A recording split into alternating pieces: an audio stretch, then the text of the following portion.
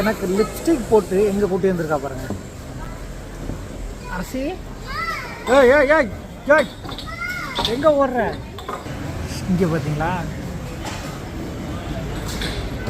அரசி எங்கே ஓடுற? எங்கே ஓடுற? எங்கே ஓடுற?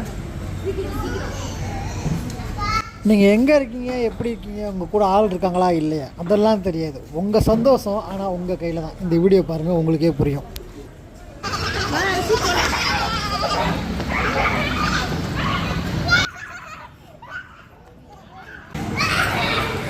என்ன ஆள் செத்துட்டியா?